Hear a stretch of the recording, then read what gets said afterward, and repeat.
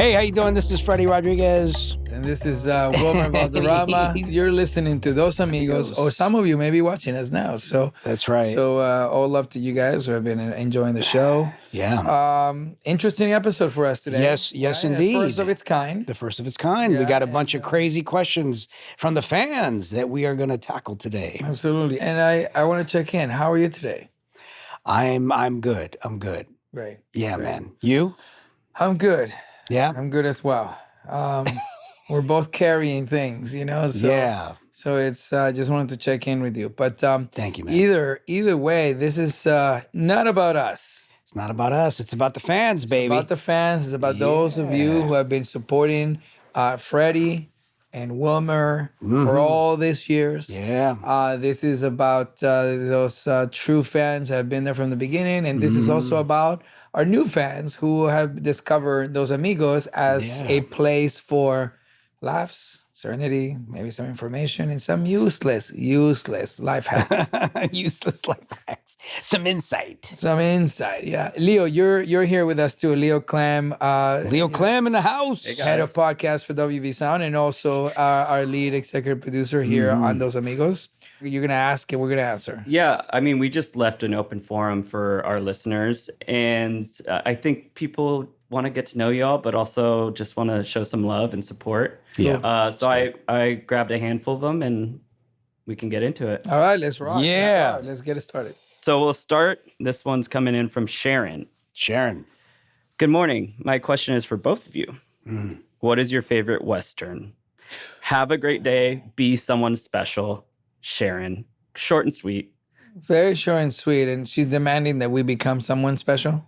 Yeah, she demanded. She said, be someone special. Okay, that's very sweet. We always try to do our best. Favorite Western.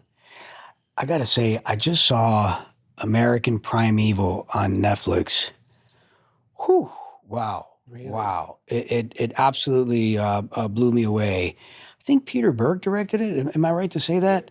Yes. Taylor Kitsch. Wow. I mean, I just feel like he injected, it was like the Matrix, John Wick choreography meets like a Western. It's probably the freshest, newest take I've seen on a Western in a long time. That's cool. That's cool. What is it about?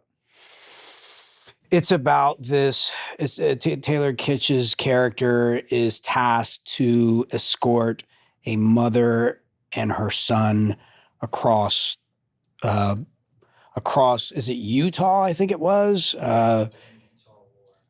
Is that it during the Utah War? Yeah, yeah. But just his execution was so unique and different. And as I said, it incorporated all of this wonderful fight choreography in it. Yeah, he's always so great at that. Yeah. Peter has an amazing team.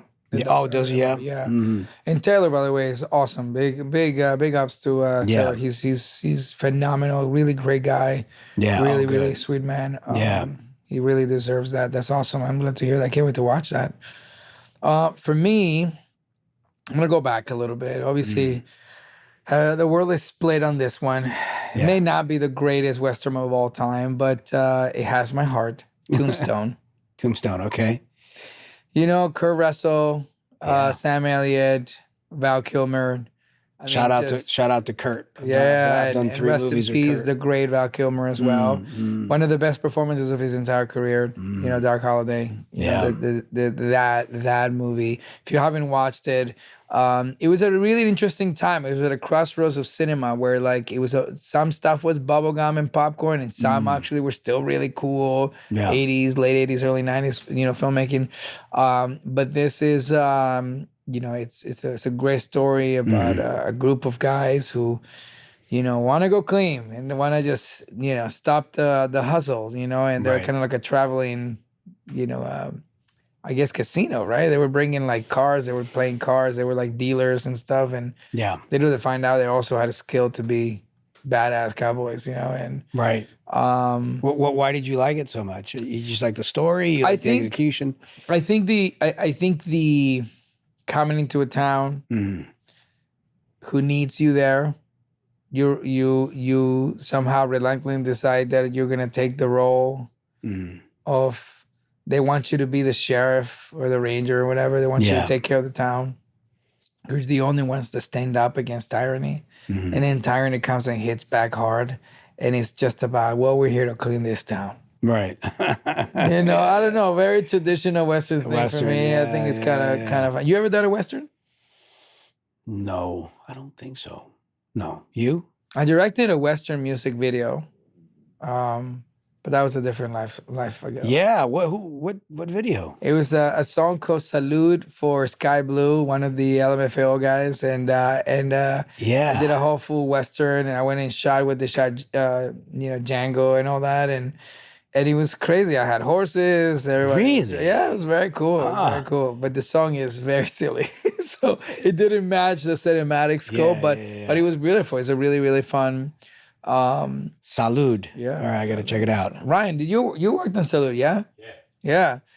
Yeah, that was one of my first things where I was like, I need a crane shot inside this bar. Like it was like, it was pretty fun. We have Ryan Postis, who's our DP here on the show. So he worked on it. Yeah, he was. He was working with us on that music video. It was a really unique music video, and I hope it's on your reel. But I really like that, and obviously anything Clint Eastwood, right? That's why I grew up watching that with my dad. Yeah, so that was cool. Awesome. Next question. Very cool. From Monica. Dear Freddy, dear Wilmer, many thanks to the great podcast. I enjoy listening to and watching it. Also, a big thank you to the whole team. And then she goes, sorry for my English, but it's not my mother tongue. Best regards from Germany, Monica. Oh, cool. So let's start with which movie/series would you like to be in? Yeah, I guess if there was a series in our history and trajectory, which one would you have loved to be a part of? I really, my favorite series is Breaking Bad. I just remember watching that series and being so blown away by it. How different, how refreshing, how unique, what a tone for TV. Yeah. The voice was so strong on that show. Vince Gilligan's voice on that show. His sense of silence, his use of silence without saying words and conveying emotion. It just spoke to me and my instrument as an actor, and like, man, I would have been an extra on that show if I could have. I always wanted to be Punch for Chips. That sounded very cool to me, I see it. I wanted to be Punch in the Chips movie. It's a long story about that in my book, American Story. Everyone's invited. Everywhere you get your book and your audiobooks. There you go. So I set it up over there. The studio just like randomly decided we got to hold on old titles. Yeah. They had just done 300. They had just done, Batman. Yeah. And they've done a lot of success with that, and they also had launched Dukes of Hazzard. So I was like, this is an opportunity, right? Dukes of Hazzard, they're pretty decent. So why don't I just go and pitch that in? They went for it. And for reasons that are always mysterious to us, producers and actors, they decided they needed to hold the beat on it, right? But we had already developed the script. We had developed everything, whatever. And it just didn't move forward, And then later they still made it anyways. But I kind of found out way later when they were already the train had already left. But anyways, my point is, Punch, and Punch felt like it was like at that time Latino Spider-Man. Like he was that superhero that we didn't have on TV. Right. So Eric Estrada was like that guy who's like, so charming, so lively, so intoxicating, like the dude was like just a big deal on TV. So I felt like that was kind of a fun thing to look up to. So Punch would have been, playing Punch on the TV series, but I'm talking about then. Right. Not like a remake or I went to lunch or whatever, like. In the 70s. Yeah. If I was alive in the 70s, that would have been a cool show for me to do. Yeah. Oh, so you got specific with a character. Miami Vice is another one. In my neighborhood, Miami Vice, like that used to come on and all the kids used to go inside the house. It used to be that, and there was this other show called Crime Story that I think Michael Mann also produced. Dennis Farina starring in Crime Story. I don't know if you remember that one. They were back to back, but yeah, man. Wow. I remember as a kid, you ever watch what was that show with Ricky Schroeder? He played like Richie Rich, like a rich kid. Silver Spoons. Yeah. Yes. I remember watching it with my brothers, like, whoa, look what he has. So He has like a train in his house, like think of all those toys, you'd be imagining like living in that's luxury. If you can have a train track inside your house, that felt like luxury somehow. Yeah. But there's just shows out there, like you look at those shows and you're like, oh man. Yeah. Like to be alive at a moment where the show hasn't even hit the air and you don't know what's gonna do. Is it good? Is it bad? Is it like too ambitious? Like it becomes this thing, I mean, you must have felt interestingly similar when you did 6 Feet Under, right? Because 6 Feet Under was like the first of its kind. Like who would have thought of a pitch? Like how do you pitch that show? Yeah, that show happened. Alan Ball had just won an Oscar, which was crazy because he was coming off of, a lot of people don't know that he was a sitcom writer all through the 90s. He did like Grace Under Fire and, shows like that in the 90s. And so, which is how I met him, actually. I was doing a sitcom called Oh, Grow Up. And Bob Greenblatt and David Giancarlo were producing it. And we were shooting it at CBS Radford. And I remember coming to work every day and there'd be a poster up for American Beauty, the movie he did. And I remember sitting like in the makeup chair, and the makeup people would be like, "Oh, did you see that poster up there? That's Alan's movie," And I'm thinking like, "Wow, how cool! You're doing a TV show and a movie." And so the movie came out and the TV show came out around the same time, and it was just like a 13 episode sitcom on ABC, and unfortunately it didn't do well, but the movie came out and started to slowly become a phenomenon. And so it was just a dynamic I've never seen before. Right. As the show was failing, the movie was ascending, right. and eventually the show got canceled, and then he won an Oscar. And so he was in a really unique position after winning that Oscar to do whatever he wanted to. Right. And back then, there was a big difference between TV and film, right? Where now the lines are blurred.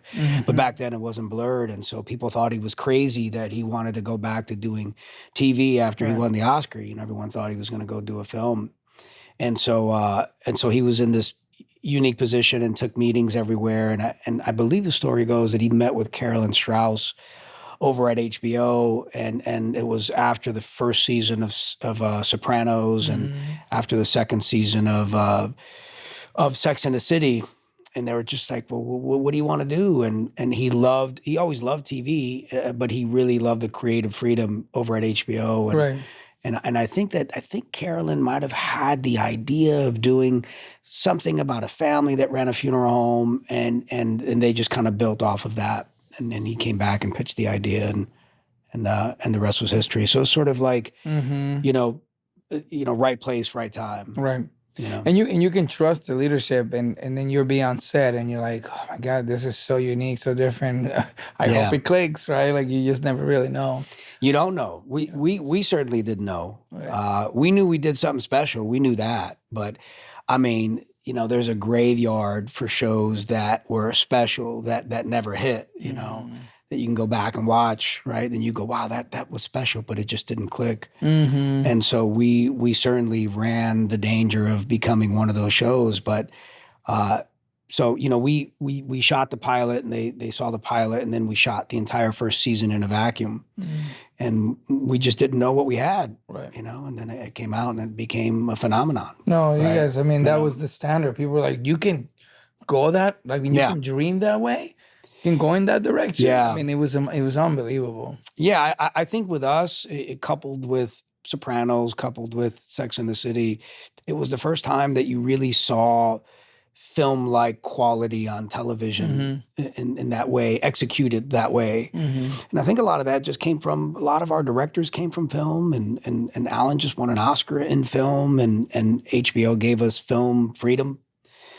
And so it was all of that was happening, and they were taking chances, right. where you know how it is at a network, right? It's all about the regime that's there and what their motives are and what their objectives are. And but that regime there with Carolyn Strauss and Chris Albrecht, I think, was running the studio at the time, and some other really great executives who were there. Their objective was just to be pioneers and to do something different and to give the artist meaning the Alan Balls, the showrunners of the world, complete creative autonomy to go forward. And I feel like that's the reason why it became the hit that it became. Alan was always like, you hired me for a reason. Like let me do what you hired me to do. And sometimes I feel that that's the mistake. And this is not shitting on like executives or anything like that. But sometimes I feel that there needs to be a healthy balance between executives and them giving their notes and putting their fingerprints on the project. And some of these notes are also fear, right? Like that's the biggest problem with executive notes. It's like fear to get it wrong. Yeah. And so eventually they start molding you into something they've sold before. Yeah. Or that's working right now. And that's not sometimes the right mutation for whatever you're creating. Like, that type of experiment of like 2 for you, 3 for me doesn't work.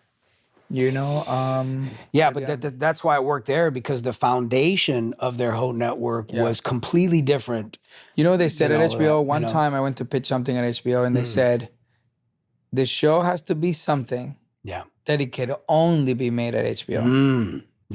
That was the guy. That was their niche. You're gonna pitch something over here, it cannot be something that can live anywhere else. But of course, that all went out the window when streaming platforms and everybody started doing things like House of Cards and Stranger Things, and, Breaking Bad, all of this stuff, Walking Dead. You're like, whoa, like now the world's like, oh, we can also do that too. And so that was interesting. The world, but they created that business model. No one. I mean, there was like Showtime was doing a couple of shows at that time. I think FX had Nip Tuck. I think Ryan Murphy was doing Nip Tuck there. So there was a couple of instances elsewhere that people were taking chances like that. But for the most part, network TV ruled, and the way that they did TV ruled. I remember Alan one time said to me, he goes, after I wrote the pilot, I think he said, or after he did the pilot, he goes, the only note he got from the network was make it more fucked up.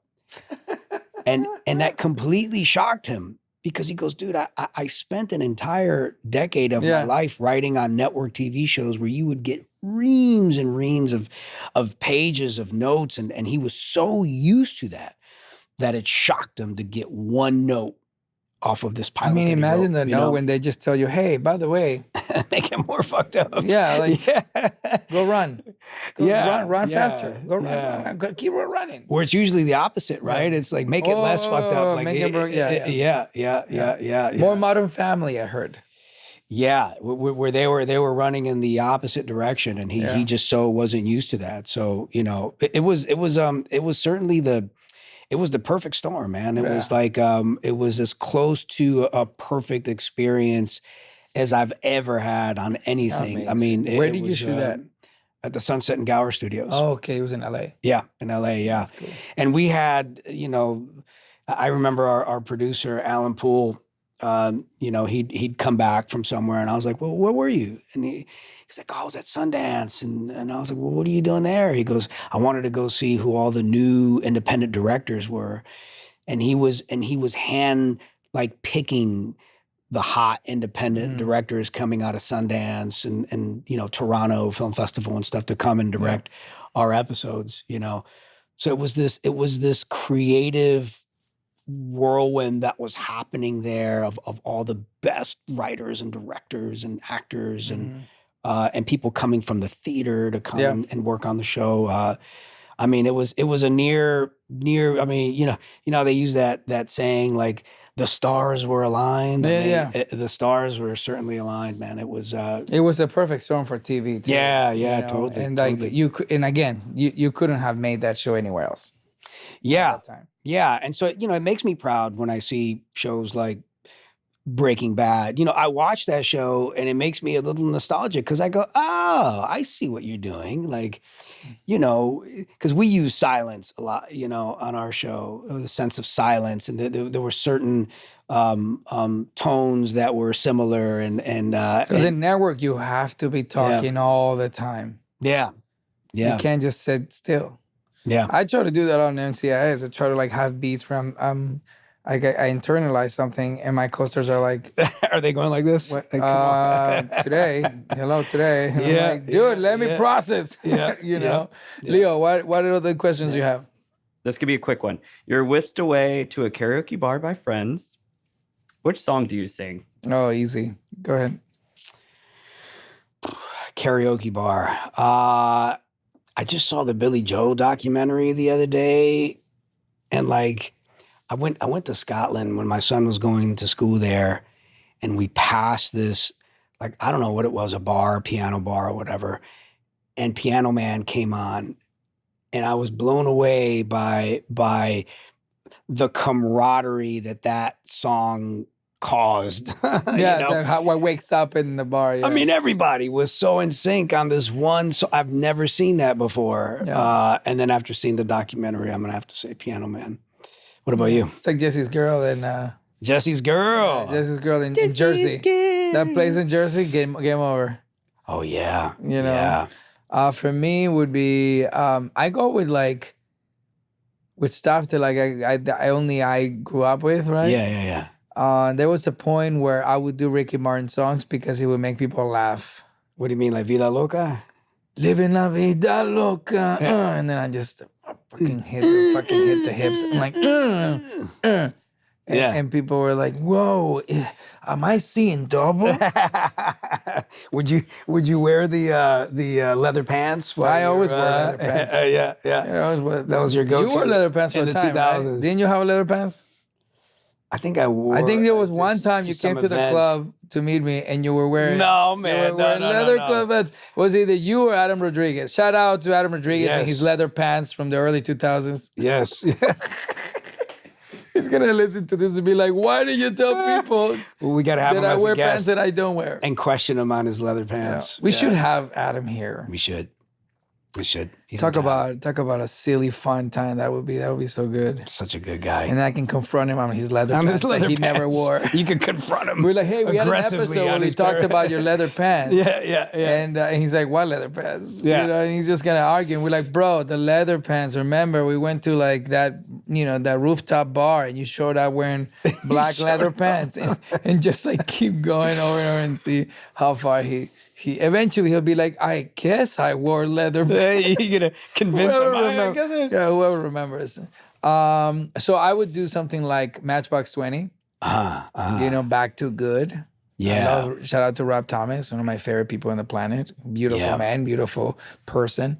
And his beautiful wife, Mari. Big shout out. I was actually in a Rob Thomas singles music video. Oh yeah. Ever the Same. I was in the music video for them, and I was like, for me at the time, it was like a dream come true. I used to love Matchbox 20. Well, I actually still love Matchbox 20. If they perform, I'm going. So I do that, and then I will do like some of the songs from Carlos Santana's Supernatural. Yeah. Maria. I got everybody singing at that time. You're in a very sort of early 2000s, late 90s kind of. That's who I am. That's who you are. You live in that. You live in that time frame. That's who I am. All right, next question. All right, this question's from James. This one's for you, Freddy. Yep. Hi, Freddy. Can you please talk about working with the great Italian star Giancarlo Giannini in A Walk in the Clouds? What did you learn from him? Stories you shared, etc.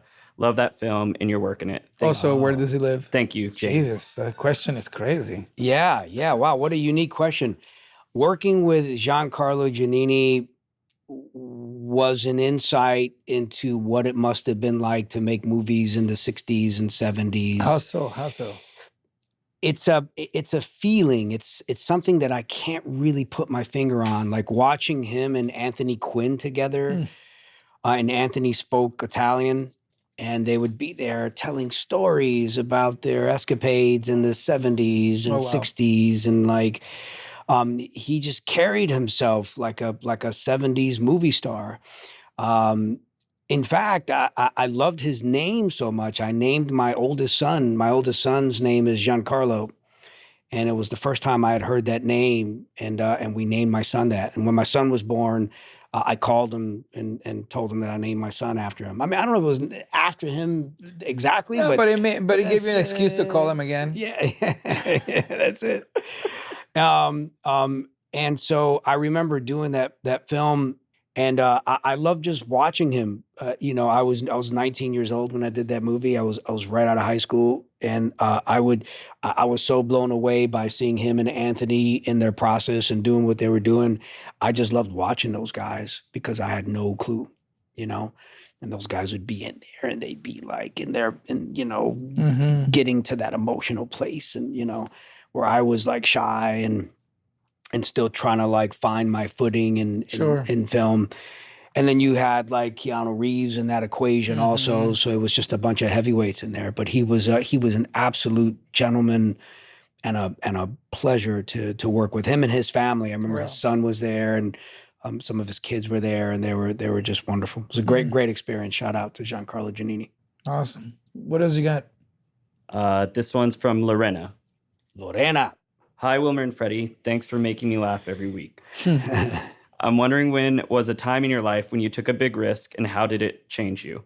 I'm making a big career pivot, and I'm starting to freak out a little about whether it will pay off. I would love to hear of those moments when you took a risk. With admiration, Lorena. Oh, hi, Lorena. All right, Thank you. Lorena.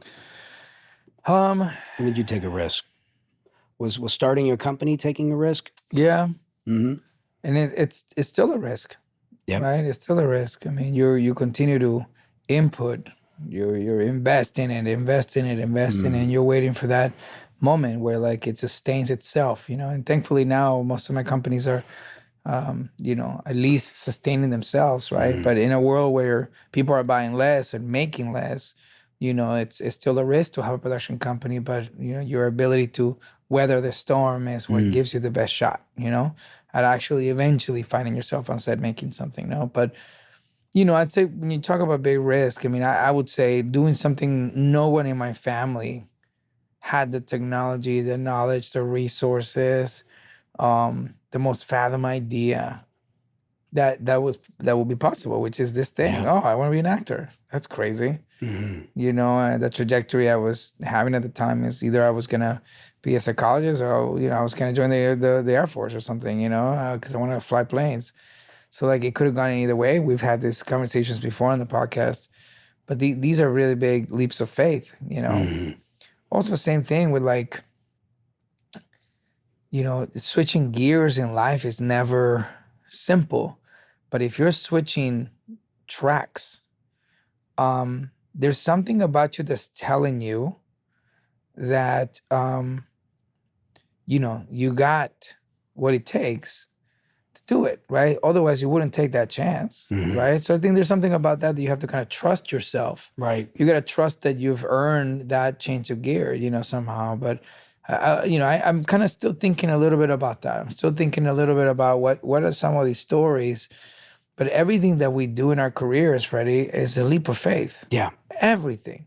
I come up with an idea. I'm going to write it down. I'm going to try to sell it, right? Or I'm going to take this part on this TV show. I hope it goes to second season. Like everything's a little bit of a risk, but I will say that as long as you are continuing to perform within your strength and you're focusing on your personal contribution to what you're hoping to get out of, the odds are for you and with you on that. I don't know. What do you think? Yeah.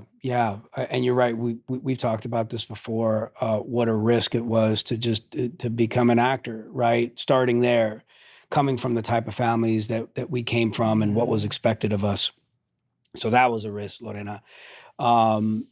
I started producing about a decade ago, 12 years ago, and I started writing. And these were avenues that I felt in my gut that I could be good at. There are other things that I'm interested in, but like my gut was telling me that I could potentially be pretty good at this stuff. I tried producing, and I thought I did a pretty good job. I've been writing more lately, and I thought I did a pretty good job. And so, like, if I could impart any advice to you, Lorena, is to just follow your gut. Like, and that's one thing I think that I was born with. I think That's very good advice. I have really good instincts, really, really deep, deep good instincts about tone, about projects, about putting people together, or being able to read something and recognizing whether it's good or not, or watching something and being able to recognize if it's good or not. And a lot of times my instincts drives my choices. You know, I just did a horror movie, and sometimes what happens is, like, if the budget is not $30-40 million, for example, people kind of go, it's kind of lower, it's kind of this, it's kind of that. I never look at projects like, is it $1 million, $5 million, $10 million budget, or what have you. Like, I'm able to read something and my gut will tell me if something is good or not. Right. Or I could meet with a director and a writer and know, like, my gut will tell me if they're good or not. And so I've just followed my gut. I haven't followed what people tell me I should or I shouldn't be doing. Yeah. So anyway, to answer the question, within all that takes a lot of risk, because you're putting yourself on the line. Right. You're going to people that you trust, who you're putting your brand on the line. You're telling people, I wrote this script. They're looking at you like you're crazy because you're an actor, and then they read it and they go, oh shit, no, this is really good. Or you say, hey, I'm producing this movie, and they look at you like you're crazy because you're an actor, and then you execute the production of the movie, and they're like, oh wow, I never knew you could do it, right? But if I were to listen to the people who look at me like I'm crazy every time I tell them I'm going to produce something new or write something new, then I would never get anywhere. I'd just be the actor at home waiting for the phone to ring. Yeah, I wanted to add something to what you were saying, because it triggered a different. It triggered another perspective that kind of, it's in line with what you're saying. The times that I've been the most scared to take a leap of faith, I realized I wasn't prepared to make the leap. You weren't prepared to take. I gotcha. I knew that was the right chance. I knew that was the right bet. It was the right gamble, right? But I wasn't ready for it, And I think your timing on when you switch gears in your life and when you take this leap of faith is absolutely part of the ingredients of the perfect storm, whether it's going to work or not. For me, the times that I've been the most concerned, nervous, or fearful of this leap is when I haven't done enough homework about it, when I haven't had, the proper, research to say, okay, I know enough about this that now I can try. Yeah. Because imposter syndrome is always going to happen when you're doing something new. Right. But if you put in the hours to understand where you're going, you're possibly not going to take a wrong turn. Right? You're probably not going to get off early. Right. You're going to just keep driving because you kind of know what to expect a little bit.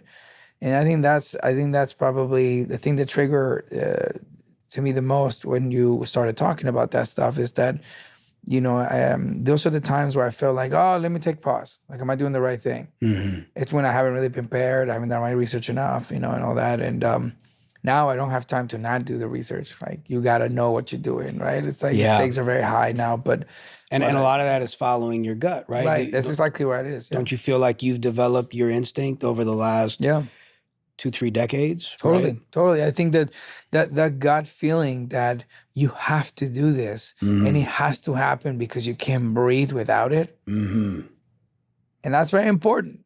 Right. Because if you're not happy with where you are in the moment, if you're not happy where things are at in your life in this moment, maybe it's time to do a little bit of an audit. Yeah. I mean, but that's ambition, right? But I also think that there's an instinctual part to it as well that you possess, right? Like, that's your ambition going, like, this has to happen, I have to do it. But you're also good at like your gut telling you whether something is good or not. Like, I remember a couple of months ago, we were at your office and you showed me like a trailer for a new documentary that you were producing with the photographer. And I remember watching the trailer and going like, holy cow, man, this trailer is so good. Like I can just see it. I can feel it all in just that trailer. The tone of the documentary, and even that other documentary you produced, the TikTok dancers. Oh, the Dancing for the Devil. Dancing for the Devil. Yeah. So what you're showing me and the stuff that you're producing in the documentary world is that you have a really strong instinct for choosing the right stuff that you want to do, right? Even when we embarked on this journey of this podcast, right? Like I didn't really know anything about podcasts, right? But my gut was telling me through our conversations and what you wanted it to be, my gut was telling me, oh, this feels right. This feels like it could be good and it could be executed well. And I think that my gut was right. I can tell you right now, full circle to the why this podcast. Yeah. We've been men of our word. Mm-hmm. What we said we were gonna do. Yeah.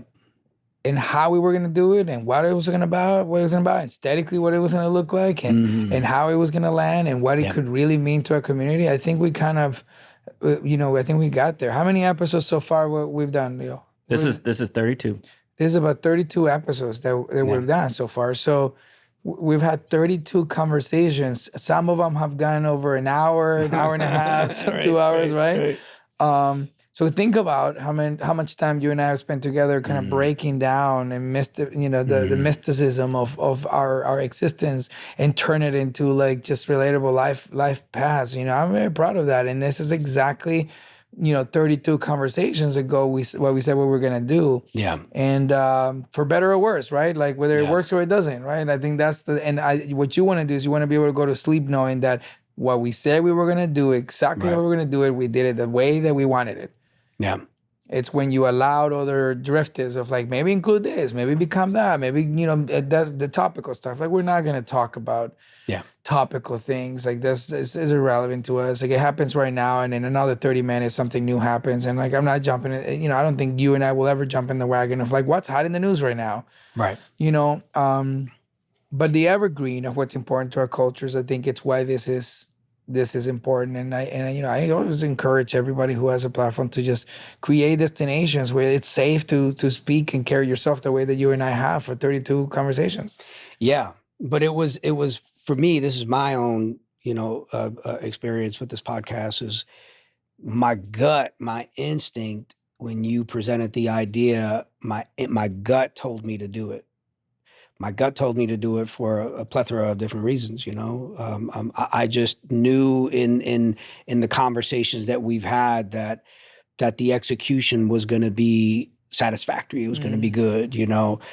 Because how many times have you been in meetings, or you've been in conversations with people who are like, oh, Wilmer, come and jump on this project. It's going to be this. It's going to be that, right? Mm-hmm. They promise you it's going to be X, Y, and Z, and then you go and you knock it out, and then you see it in the theater, and you're like, wow, this is really terrible. And my instinct was telling me it's going to be terrible, but I didn't listen to my instinct. But because of that moment, all of a sudden you see like the Matrix now, right? When somebody comes at you with a similar situation, you're like, yeah, I know how that's going to turn out. You start navigating life based on the ripples of how it all kind of works out, right? And how it all builds out. Yeah, but haven't you ever been like where your instinct tells you you probably shouldn't do this, but then whatever external forces like convince you to be a part of it, and then you're just like, oh, okay, like you put that gut voice to the side, and you're like, well, but this director said it's gonna be this and that, and so I should listen to him, and then you see it on screen, and it's like, oh.